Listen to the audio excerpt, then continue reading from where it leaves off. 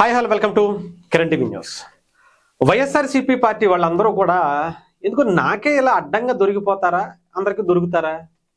ఎందుకు నాకైతే వీళ్ళని చాలాసార్లు అన్నా గొర్రె బుర్ర అని, వీళ్ళకి మెదడు మోకాల్లో కాదు అరికాల్లో ఉంటుందని, వీళ్ళకి సరిగ్గా బుర్ర పనిచేయదు అని. జగన్మోహన్ రెడ్డి గారిని కూడా ఆ గొర్రె బుర్రతోనే ఈ పిచ్చ టీంతోనే ఆయన వెనకేసుకుని ఆయన ప్రెస్ మీట్ పెట్టినప్పుడల్లా అడ్డంగా దొరికిపోయేలా చేస్తున్నారని చాలా సందర్భాల్లో మాట్లాడారు. ఎందుకు అంటే ఏంటో వాళ్ళ దరిద్రమో నా అదృష్టమో ఏమో నాకైతే తెలియదు, కానీ ఇలా అడ్డంగా దొరికిపోతుంటే నాకు పాపం అనిపిస్తుంది, చాలా జాలేస్తుంది. ఎవరినికన్నా చూపించండిరా, వాళ్ళని ఎవరినన్నా మార్చండిరా అని చెప్దామంటే వాళ్ళు వినరే, వినే ఆలోచన కూడా వాళ్ళకు ఉండదే. నిజంగా ఆ బ్యాచ్, ఆ పేటీఎం బ్యాచ్ ఇచ్చేటువంటి ఎలివేషన్స్కి ఇలా దొరికిపోయి అడ్డంగా దొరికిపోయేటువంటి ఈ బ్యాచ్కి నిజంగా భలే సింక్ అవుతూ ఉంటుంది. ఏంటి అంటే ఈరోజు ట్విట్టర్లో వైఎస్ఆర్సీపీ పార్టీకి సంబంధించినటువంటి పేజ్లో ఇది చూసా, 1 hour అయింది, మీరు కావాలంటే చూసుకోవచ్చు. ఇదిగో ఇక్కడ క్లారిటీగా చూడండి. ఆంధ్రప్రదేశ్లో అటకెక్కిన 108 అంబులెన్సులు, ఎద్దుల బండిపై భార్యను ఆసుపత్రికి తీసుకెళ్లిన భర్త.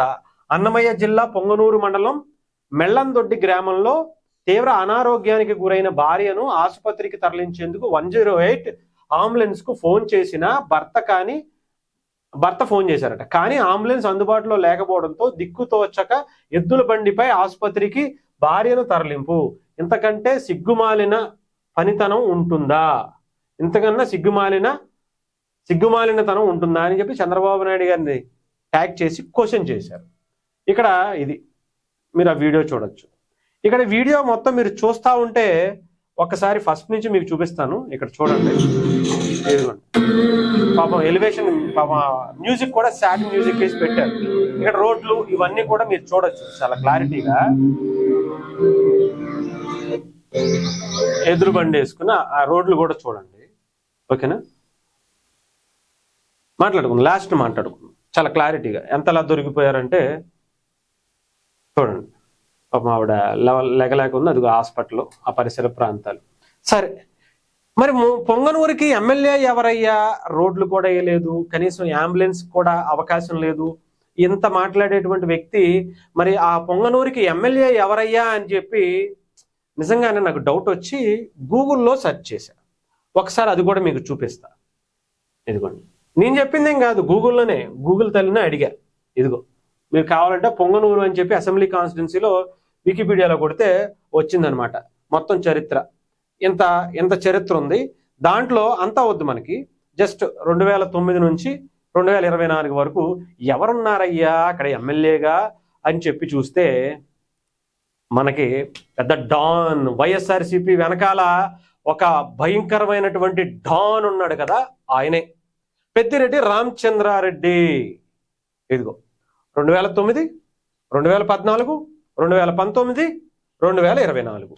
ఎక్కడ? Indian Congress party, YSR Congress party. ఏం చేస్తున్నారు? రోడ్లు లేరు, అంబులెన్స్ తెచ్చుకోరు.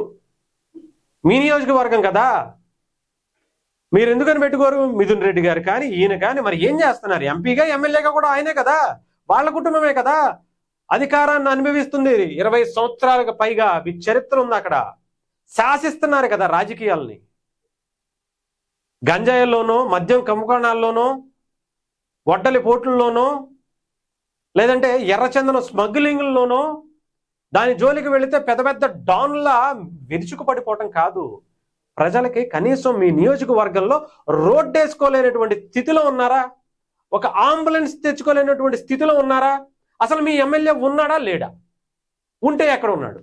అసలు ఏం చేస్తున్నాడు? ఆయనకి ఏం పని చేస్తున్నాడు ఆయన? ఒక అంబులెన్స్ లేదు అని చెప్పి బయటకు వచ్చి మాట్లాడా? మా ఊరికి అంబులెన్స్ కావాలి అనేటువంటి ఆలోచన ఏమని చేశారా? సరి అని పక్కన పెట్టండి అయ్యా, 10 లక్షలు పెడితే అంబులెన్స్ వస్తుంది. ఆ డబ్బులు లేవు మీ దగ్గర? గవర్నమెంట్ సంగతి పక్కన పెడదామండి. 20 ఏళ్ళు మీరు అన్నిట్లో దోసేశారు కదా, కొన్ని వేల కోట్లు లేపేశారు కదా. ఒక 10 లక్షలు పెట్టి మీ నియోజకవర్గ ప్రజల కోసం ఫ్రీ అంబులెన్స్ మీరు పెట్టలేరా? ప్రభుత్వం సంగతి ఓకే, ప్రభుత్వం తప్పు చేసింది అక్కడ. ఈ రోజు మీకు వాళ్ళకి మాత్రం ఇబ్బంది పడ్డారు, అక్కడ అంబులెన్స్ లేదు. మీరేం చేస్తున్నారు? 20 ఏళ్ల పట్టి మీరు తరతరాలుగా ఇక్కడ బోల్డ్ మంది మీ కుటుంబ సభ్యులే, మిగతా వాళ్ళు కూడా ఏం చేశారు? ఏంటిది? ఇలా అడ్డంగా దొరికిపోవటం నాకు తెలిసి వీళ్ళకి అలవాటు అయిపోయింది. నేను చెప్పింది కాదు, మీరు చూసుకోండి కావాలంటే. 2009 ఇదిగో 2000 తెలుగుదేశం పార్టీ 2004లో గెలిచిందట. తర్వాత 2009 ఆళ్లే, 2014 ఆళ్లే, 2019 ఆళ్లే, 2024 వాళ్లే. ఎంపీగా కూడా వాళ్లే. ఏంటి ఉపయోగం? ఏంటి ఉపయోగం? మీ చరిత్ర మీరే బయట పెట్టుకుంటున్నారు. ఇలా అడ్డంగా బుక్ అయిపోయి ఎందుకు చెప్పండి? ఎందుకు మీరు రాజకీయాలు? మీరు అవసరమా అసలు రాజకీయాలు? మీరు ఎమ్మెల్యేగా అవసరమా? అంతే. ఇంకంతకు మించి మేము చెప్పినా కూడా మీరు పెద్ద పెద్ద డాన్లు, మళ్ళీ ఏం చేస్తాం?